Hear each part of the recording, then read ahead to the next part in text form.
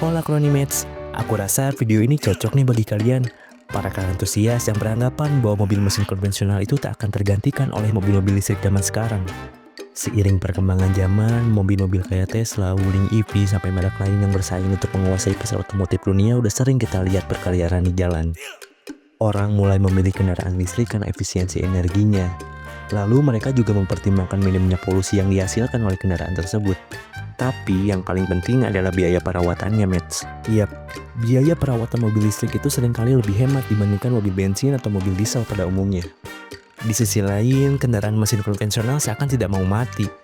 Mereka terus berinovasi, mengembangkan teknologi demi memenuhi keinginan dan kebutuhan pasar. Di tengah persaingan dunia otomotif ini, ada satu negara yang tidak merasakan perkembangannya.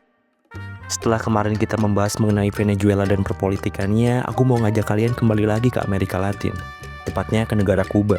Yap, negara yang tidak merasakan perkembangan dan persaingan dunia otomotif ini adalah negara Kuba, Mets. Kalau kalian adalah penggemar film-film Fast and Furious dan pernah menonton film Fast and Furious 8, mungkin kalian ingat dengan adegan Dominic Toretto yang balapan di negara Kuba. Dalam adegan itu, kita bisa melihat banyak kendaraan tua yang masih dipakai sehari-hari. Dan itu bukan cuma hanya di film, Mets. Dalam kehidupan nyata, mereka memang memakai kendaraan tua. Maka dari itu, kendaraan tua begitu dominan di jalanan Kuba. Sebagian dari kita pasti bingung kenapa negara Kuba tidak ikut merasakan perkembangan otomotif dunia. Dan aku rasa banyak dari kita yang berasumsi bahwa Kuba memang tidak mau mengikuti tren otomotif modern. Namun pada kenyataannya, ini adalah sebuah konsekuensi dari kebijakan ekonomi dan politik pada masa lampau, Mets. Tapi kok bisa begitu sih? Mari aku jelaskan.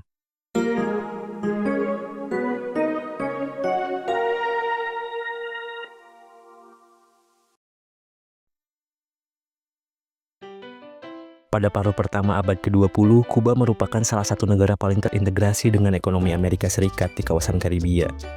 Kedekatan geografis membuat hubungan dagang, investasi, dan arus barang antara kedua negara tersebut berlangsung sangat intens. Sejak dekade 1920 hingga 1950-an, Amerika Serikat menjadi mitra ekonomi utama Kuba, Mets. Khususnya dalam sektor perkebunan gula, pariwisata, dan industri konsumsi. Pada periode ini, Kuba berada di bawah kekuasaan Fulgencio Batista yang memerintah secara otoriter, namun membuka pintu selebar-lebarnya bagi modal asing, terutama dari Amerika Serikat. Kota Havana berkembang sebagai pusat hiburan dan pariwisata internasional. Kasino, hotel mewah, dan kawasan liburan tumbuh pesat menjadikan Havana salah satu kota paling modern di Amerika Latin pada masanya. Modernisasi tersebut terus mendorong perkembangan sektor otomotif. Mobil-mobil produksi Amerika seperti Chevrolet, Ford, Buick, dan Cadillac masuk ke Kuba dalam jumlah yang besar. Kendaraan bermotor pada saat itu menjadi sebuah simbol status sosial dan gaya hidup kelas elit perkotaan. Pada akhir 1950-an, Kuba tercatat sebagai salah satu negara dengan jumlah kendaraan per kapita tertinggi di kawasan Karibia dan Amerika Latin. Namun di balik kemajuan material tersebut, struktur ekonomi Kuba sangat rapuh, Mets. Ketergantungan terhadap Amerika Serikat membuat perekonomian nasional tidak memiliki kemandirian industri yang kuat. Sebagian besar barang konsumsi termasuk kendaraan dan suku cadang diimpor dari luar negeri. Sementara itu, keuntungan ekonomi lebih banyak mengalir kepada elit politik dan investor asing. Dan hal tersebut meninggalkan kesenjangan sosial yang tajam di kalangan masyarakat. Ketimpangan inilah yang memicu ketidakpuasan luas. Upah buruh yang rendah, harga kebutuhan pokok yang tinggi, serta dominasi asing atas sektor-sektor strategis memperlemah legitimasi rejim Batista. Dalam konteks inilah, gerakan oposisi mulai menguat dan menjadi cikal bakal revolusi Kuba. Dengan demikian, dominasi mobil-mobil Amerika di Kuba sebelum 1959 tidak dapat dilepaskan dari posisi negara tersebut sebagai bagian dari orbit ekonomi Amerika Serikat.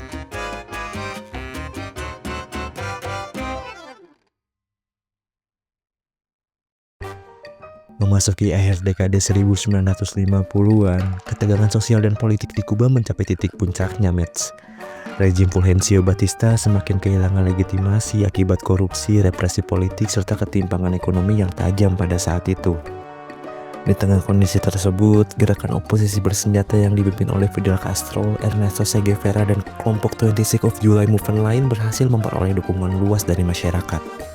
Pada 1 Januari 1959, Batista akhirnya melarikan diri dari Kuba, dan hal tersebut menandai kemenangan revolusi Kuba. Beberapa hari kemudian, Fidel Castro secara resmi mengambil alih kekuasaan dan membentuk pemerintahan baru, Mets. Revolusi ini pada akhirnya mengubah secara mendasar orientasi politik dan ekonomi Kuba. Langkah awal pemerintahan revolusioner adalah melakukan reformasi struktural, terutama melalui kebijakan nasionalisasi. Perusahaan-perusahaan asing yang sebagian besar dimiliki oleh Amerika Serikat pada akhirnya diambil alih oleh negara. Sektor-sektor strategis seperti perkebunan, industri, perbankan, dan infrastruktur transportasi menjadi sasaran utama kebijakan ini.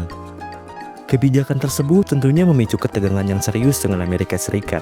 Pemerintah Amerika Serikat menilai bahwa nasionalisasi ini sebagai bentuk ancaman terhadap kepentingan ekonominya di Kuba. Ketegangan ini terus berkembang dan menjadi konflik terbuka di bidang diplomasi dan ekonomi, Mets. Pada awal dekade 1960-an, Amerika Serikat memberlakukan serangkaian sanksi perdagangan yang kemudian diperkuat oleh Foreign Assistance Act of 1961. Melalui kebijakan ini, hampir seluruh bentuk perdagangan antara Amerika Serikat dan Kuba diberhentikan secara resmi. Penerapan embargo ekonomi itu tentunya langsung memberikan dampak terhadap kehidupan ekonomi Kuba, Mets, termasuk sektor otomotif. Sebelum revolusi, sebagian besar kendaraan bermotor di Kuba diimpor dari Amerika Serikat. Setelah embargo diberlakukan, pasokan mobil baru dan suku cadang dari Amerika Serikat terhenti total. Kondisi ini menciptakan kekosongan besar dalam sistem distribusi barang konsumsi, terutama kendaraan dan komponen pendukungnya.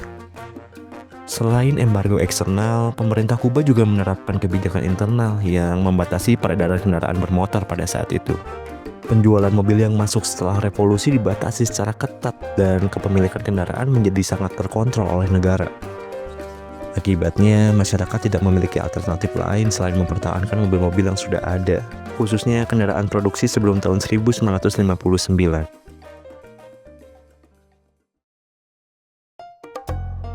Setelah embargo ekonomi Amerika Serikat diberlakukan secara penuh nih pada awal 1960-an, Kuba memasuki fase isolasi ekonomi yang cukup panjang, Mets. Terputusnya hubungan dagang dengan mitra utama memaksa Kuba untuk mencari alternatif baru, baik dalam bidang politik maupun ekonomi. Dalam konteks global Perang Dingin, Kuba kemudian menjalin hubungan erat dengan Uni Soviet dan negara-negara Blok Timur. Dukungan Uni Soviet memungkinkan Kuba untuk bertahan secara ekonomi, terutama melalui bantuan energi, pangan, dan teknologi dasar. Dalam sektor otomotif, Kuba mulai menerima kendaraan produksi Uni Soviet dan Eropa Timur seperti Lada, Moskovic, dan Volga. Kendaraan-kendaraan ini sebagian besar digunakan untuk kepentingan negara, Mets, seperti untuk kepentingan militer dan layanan-layanan publik lainnya, bukan untuk konsumsi massal masyarakat sipil. Meskipun demikian, masuknya kendaraan Blok Timur tidak mampu menggantikan dominasi mobil Amerika Serikat pada 1959 yang telah lebih dulu beredar luas di masyarakat. Jumlah mobil Soviet itu terbatas dan distribusinya dikontrol oleh negara. Lalu, akses masyarakat umum terhadap kendaraan baru juga tetap terbatas, Mets. Akibatnya, mobil klasik Amerika tetap menjadi tulang punggung transportasi sipil di Kuba. Dalam kondisi kekurangan suku cadang dan minimnya akses terhadap teknologi otomotif modern, masyarakat Kuba mengembangkan berbagai strategi untuk bertahan. Mobil-mobil lama mereka dirawat secara intensif, lalu dimodifikasi dan direkonstruksi agar tetap berfungsi dengan selayaknya. Mesin digantikan dengan komponen non-orisinal, termasuk mesin diesel atau mesin kendaraan lain yang tersedia. Praktek ini berlangsung secara luas dan menjadi bagian dari kehidupan sehari-hari di Kuba. Situasi ini semakin memburuk setelah runtuhnya Uni Soviet pada awal 1990-an. Kuba kehilangan mitra ekonomi utamanya dan memasuki masa krisis berat yang dikenal sebagai periodo ekspesial. Kelangkaan bahan bakar, suku cadang, dan kendaraan semakin parah, Mets.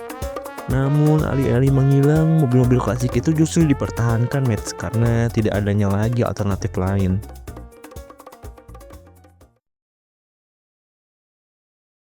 Perubahan signifikan mulai terasa pada dekade 2010-an, Mets, ketika pemerintah Kuba di bawah kepemimpinan Raul Castro memperkenalkan reformasi ekonomi terbatas.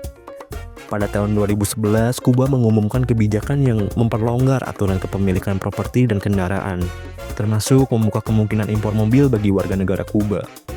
Kebijakan ini secara resmi mengakhiri pembatasan ketat yang telah berlangsung selama lebih dari 5 dekade. Meskipun demikian, reformasi ini tidak serta-merta mengubah landscape otomotif Kuba secara drastis. Harga mobil impor tetap sangat tinggi akibat biaya pajak dan keterbatasan devisa. Akibatnya, hanya sebagian kecil masyarakat, terutama yang bekerja di sektor pariwisata atau memiliki akses terhadap mata uang asing yang mampu membeli kendaraan baru. Mobil-mobil modern dari Eropa dan Asia termasuk produksi Cina mulai muncul di jalanan Kuba, tetapi jumlahnya relatif kecil, Mets. Di sisi lain, mobil klasik tetap mempertahankan peran pentingnya. Kendaraan-kendaraan ini terus digunakan sebagai alat transportasi harian seperti taksi dan sarana ekonomi informal. Negara pun mulai mengakui nilai ekonomi mobil klasik sebagai aset pariwisata. Pemerintah tidak lagi secara aktif membatasi keberadaan mobil tua, melainkan membiarkannya menjadi bagian dari citra nasional Kuba di mata dunia. Hingga hari ini, dunia otomotif Kuba berada dalam kondisi transisional, Mets. Mobil modern dan kendaraan listrik mulai diperkenalkan secara terbatas, sementara mobil klasik tetap mendominasi ruang publik. Situasi ini mencerminkan warisan sejarah panjang yang belum sepenuhnya terputus. Dengan demikian, keberadaan mobil klasik di Kuba pada masa kini merupakan hasil dari rangkaian peristiwa historis yang saling berkaitan. Mulai dari integritas ekonomi dengan Amerika Serikat, revolusi Kuba, embargo ekonomi, hingga reformasi ekonomi terbatas pada abad ke-21. Terima kasih sudah meluangkan waktu buat tonton video ini sampai selesai. Kalau kamu merasa video ini bermanfaat, jangan ragu buat like, share ke teman-teman kamu, dan subscribe kanal ini. Kalau gitu, sampai jumpa di video berikutnya, Kronimates.